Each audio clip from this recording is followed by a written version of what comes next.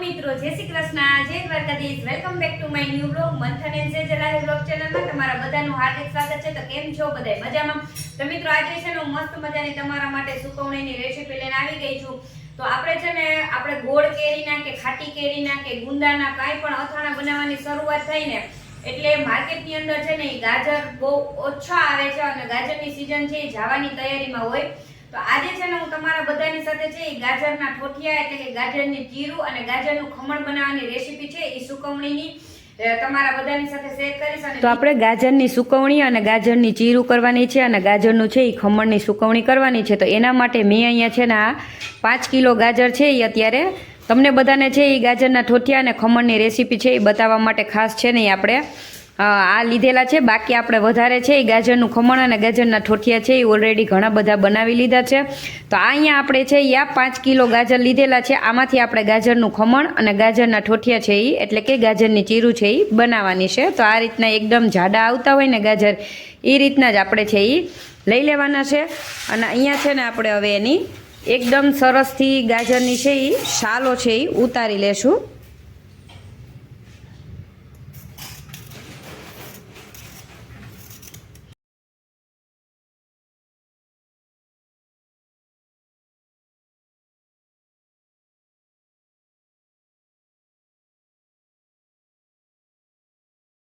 બધા ગાજર છે 5 કિલો લીધા હતા એનો આપણે શાલું છે એ ઉતારી લીધી છે.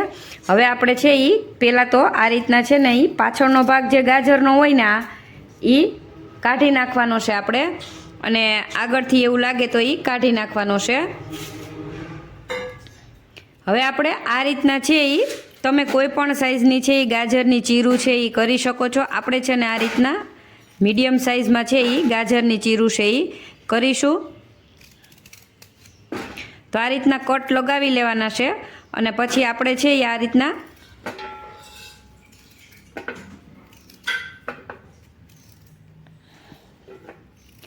અને આ રીતના વચ્ચેનો જે ભાગ હોય ને એને આપણે કાઢી નાખવાનો છે. જો આ ભાગ રહી જાય ને તો આપણા ગાજરના ઠોઠિયા છે એટલે તો ગાજરની ચીરું છે એ ખરાબ થઈ જતી હોય છે અને કાળી થઈ જતી હોય. અને અથાણાની અંદર જો એ ભાગ આવી જાય ને તો આપણું અથાણું પણ બગડવાની શક્યતા રહે. જો અહીંયા આપણે 2 કિલો જેટલા ગાજર છે એ 2 કિલો ગાજરની આપણે ચીરું એટલે કે ઠોઠિયા કરવાના છે. તો એને આપણે આ રીતના નાની મોટી સાઇઝમાં આપણે ચીરું કરી અને કટ કરી લીધા છે. એને હવે આપણે આ રીતના એક વખત છે એ ધોઈ લેવાના છે. જો આ જ ખાસ ટ્રીક છે.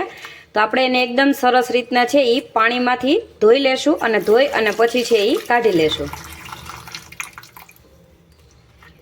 જો આપણે આ રીતના એકદમ સરસથી છે એ પાણીમાં ધોઈ લીધા છે. ધોઈ અને હવે આ 2 કિલો આપણા ગાજર છે લઈને એની ચમચી છે એ આપણે ગણવાની છે. તો આપણે 2 કિલો ગાજર છે તેમાં આપણે 2 ચમચી મીઠું છે એ યુઝ કરેલું છે. હવે ઘણા લોકો છે ને આની અંદર હળદર નાખતા હોય તો હળદર જરાય નથી નાખવાની, કારણ કે હળદર નાખી અને તમે આને તડકે સૂકવો ને જેથી આ ગાજર છે એને પછી તમે આખું વર્ષ સ્ટોર કરી અને નહીં રાખી શકો. જેનાથી છે ને હળદર નાખવાથી અને તડકે સૂકવવાથી આ ગાજરના ઠોઠિયા છે ને એ કાળા થઈ જાય છે.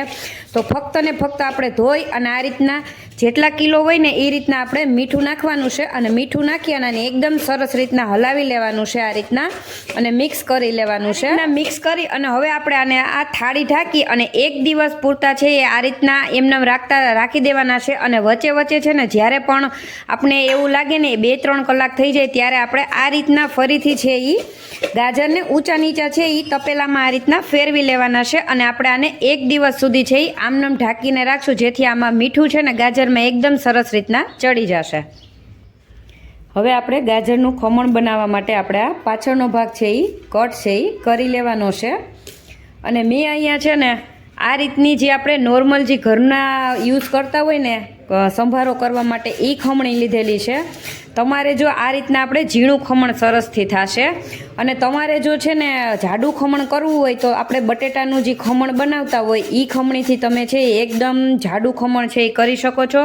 પણ આપણે અથાણાને એકદમ લચકાદાર બનાવવું હોય ને તો આ રીતનું તમે ખમણ કરશો ને તો એકદમ સરસથી છે એ તમારું અથાણું છે એની અંદર આ રીતના ગાજરનું ખમણ કરી સુકવણીનું અને યુઝ કરશો ને તો અથાણું પણ એકદમ સરસ થશે. તો આપણે છે ને આને સાઈડના ભાગમાં છે એ ખમણવાનું છે એટલે વચ્ચેનો ભાગ છે ને એ એકદમ સરસથી નીકળી જશે. જો તો આપણે જો આ રીતના છે ને ખમણ કરશું ને એટલે આ વચ્ચેનો ભાગ છે એ આપણે કાઢવો નહીં પડે. ખમણની અંદર છે આ રીતનું કરશો એટલે ગાજરનો વચ્ચેનો ભાગ નીકળી જશે. અને આપણે જો આ રીતના એકદમ સરસ છે એ ગાજરનું ખમણ બનાવવા માટે સુકવણી માટે આ રીતનું ઝીણું ખમણ છે એ બનાવવાના છીએ. જાડું ખમણ છે એ નથી બનાવવાના. તો હવે આપણે જેટલા બાકીના ગાજર છે ગાજરની ચીરું બનાવીને બાકીના ગાજર એનું આપણે ખમણ બનાવશું. હવે આપણે અહીંયા છે એ 3 કિલો ગાજર છે એનું મેં ખમણ કરેલું છે. ખમણ આપણે છે ને વધારે કરેલું છે કારણ કે ગાજરના ઠોઠિયા આપણે ઓલરેડી છે એ 10 કિલાના કરી લીધા છે. તો હવે આપણે અહીંયા અને ખમણ પણ કરી લીધું છે છતાં પણ આપણે વધારે કરેલું છે. હવે આપણે આ 3 કિલો આપણું ગાજરનું ખમણ કરેલું છે સુકવણી માટે. તો એમાં આપણે છે એ મોટી મોટી આ રીતના 4 ચમચી જેટલું નમક છે એ નાખવાનું છે. 4 ચમચી નમક નાખી અને તમે આને હાથેથી આ રીતના મિક્સ કરી લેવાનું છે. ગાજરના ખમણની અંદર પણ બધાય છે એ હળદર નાખતા હોય, કલર માટે નાખતા હોય, પણ હળદર નાખવાથી તમારા ગાજરનું ખમણ કે ગાજરના ઠોઠિયા છે ને એ આખું વરસ તમે સ્ટોર કરી અને આવતા વરસ સુધી અથાણા માટે બનાવીને રાખશો ને તો એ રહેશે નહીં, એ કાળા જ પડી જશે. તો આપણે ખાલી છે એ મીઠું જ આમાં નાખવાનું છે અને આને એકદમ સરસ રીતના આ રીતના હાથેથી ચોળી અને મિક્સ છે એ કરી લેવાનું છે. હવે આપણે આ ગાજરના ખમણને છે એ ઢાંકી અને આને 6 થી 7 કલાક સુધી આમનમ છે એ રહેવા દેશું. વચ્ચે 1-2 કલાક થશે ત્યારે આપણે હાથ છે એ ફેરવી લેવાનો છે. જો 6 થી 7 કલાક જેવું આપણે છે એ ગાજરનું ખમણ છે એને એકદમ સરસથી આ રીતના મીઠાવાળું કરી અને આપણે રાખેલું છે અને વચ્ચે વચ્ચે છે એને હલાવતા ગયા. તો તમે જોઈ શકો છો આમાં એકદમ સરસથી છે એ મીઠાનું, જો આમ કરવાથી મીઠાનું છે એ પાણી છે એ બધું આપણે કાઢી લેવાનું છે. અને એને આપણે હવે અત્યારે સાંજનો ટાઈમ થઈ ગયો છે એટલે આપણે એને ઘરમાં જ છે એ આ રીતના કોટનની ચૂંદડી હોય એની ઉપર છે આ રીતના કોરું કરી અને એકદમ આ રીતના પાથરી અને સૂકવી દેવાનું છે બધા ખમણને. જેથી કોટનનું કપડું હોય છે ને એટલે આપણું ગાજરનું છીણ છે ખમણ એ એકદમ સરસથી છે બાકીનું પાણી ચૂસી લેશે અને આપણું ખમણ છે એકદમ સરસથી અને જલ્દીથી છે એ સુકાઈ જશે.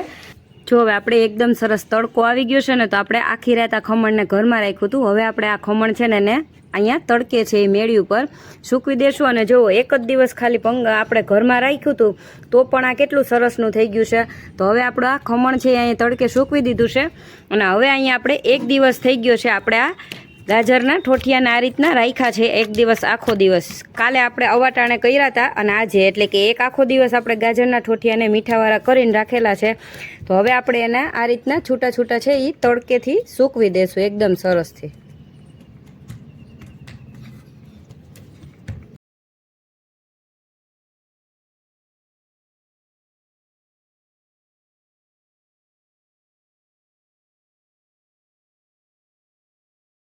જો આ રીતના આપણે બધા ગાજર છે એને આપણે આ રીતના કોટનની ચૂંદડી ઉપર જ સૂકવી દીધા છે. એટલે આપણે અહીંયા ગાજરનું ખમણ અને ગાજરના ઠોઠિયા બેય સૂકવી દીધા. હવે આપણે આને તડકામાં આખો દિવસ રહેવા દેશું અને સાંજે છે રાતે એને ઘરમાં લઈ લેશું અને ફરી પાછા છે આને તડકે રાખશું જ્યાં સુધી આ એકદમ સરસથી સુકાઈ ન જાય ને ત્યાં સુધી. તો આપણું ગાજરનું ખમણ અને ગાજરની ચીરું એટલે કે ગાજરના ઠોઠિયા એકદમ સરસ રીતના જો સુકાઈ અને એકદમ સરસ રીતના તૈયાર થઈ ગયા છે. તો તમે આને ગાજરના ઠોઠિયાની સુકવણી પણ કહી શકો અને ગાજરના ખમણ પણ અને એની પણ સુકવણી કહી શકો. તો જોઈ લ્યો આપણે આ રીતનું જો ગાજરનું ખમણ સુકાઈ જશે ને એટલે એકદમ સરસ આ રીતના ખખડવા લાગશે. જો ખખડે છે એ રીતના થઈ જશે અને આ ગાજરના ઠોઠિયા છે ને એને પણ તમે જો એ સુકાઈ જશે ને ગાજરની ચીરું એટલે એ પણ આ રીતના ડીશમાં તમે લેશો ને તો એકદમ સરસ રીતના આ રીતના ખખડવા લાગશે. તો આ રીતના જ્યાં સુધી સુકાઈ જાય ને ત્યાં સુધી આને એકદમ સરસ રીતના આપણે તડકે છે એ સુકાવવાના છે. અને તમે જોઈ લો એનો કલર છે ને એ પણ એકદમ સરસ એવો ને એવો જ છે, જરાય પણ ચેન્જ છે નહીં નથી થયો. મિત્રો ગાજરની ચીરું અથવા તો ગાજરના ઠોઠિયા અને ગાજરનું ખમણ આપણે બંને વસ્તુ છે એકદમ સરસ રીતના સુકવણી કરી અને તૈયાર કરી લીધું છે. અને આ ગાજરનું છે ને એ ઠોઠિયા તમે આખું વર્ષ અને સ્ટોર કરીને પણ રાખી શકો છો.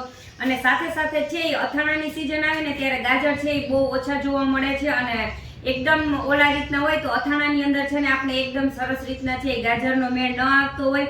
તો આ ગાજર છે ને આ વર્ષે તમે ઝાઝા બધા કરી અને આવતા વર્ષ સુધી પણ સ્ટોર કરી શકો છો. સાથે સાથે તમને જ્યારે પણ ગાજર છે એનું તમને અથાણું ઇન્સ્ટન્ટ ખાવાની ઈચ્છા થાય તો તમે આ ગાજરને છે એ પાણીમાં થોડી વાર પલાળી અને પછી એનું અથાણું પણ તમે છે એ વરસમાં ગમે ત્યારે બનાવી શકો છો. અને આને આપણે એકદમ જલ્દીથી છે એ તડકો હોય ને તો 2 થી 3 દિવસની અંદર જ સુકાય અને ખમણ તો એકદમ સરસ રીતના તૈયાર થઈ જાય છે. અને ગાજરના ઠોઠિયા છે એને આપણે 3-4 દિવસ જેવો સમય છે એ લાગે છે. તો તમને બધાને છે મારી આ ગાજરનું ખમણ અને ગાજરને ચીરું કે ગાજરના ઠોઠિયા બનાવવાની રેસીપી છે એ કેવી લાગી એ કમેન્ટમાં જરૂરથી જણાવજો. અને તમારા મિત્રો અને ફ્રેન્ડ્સ ફેમિલી સુધી છે એને શેર કરજો. જો તમારા પણ ગાજરની ચીરું કે એના ઠોઠિયા છે એ આખું વર્ષ રહેતા નથી, બગડી જાય છે, ફૂગ ચડી જાય છે કે કાળા પડી જાય છે, તો એકવાર છે આ રીતના જરૂરથી ટ્રાય કરજો. અને ચેનલ પર નવા હો ને તો ચેનલને સબસ્ક્રાઇબ કરવાનું ભૂલતા નહીં, જેથી કરીને મારી અવનવી રેસીપીઓ છે એ તમારા સુધી છે એ પહોંચતી રહે.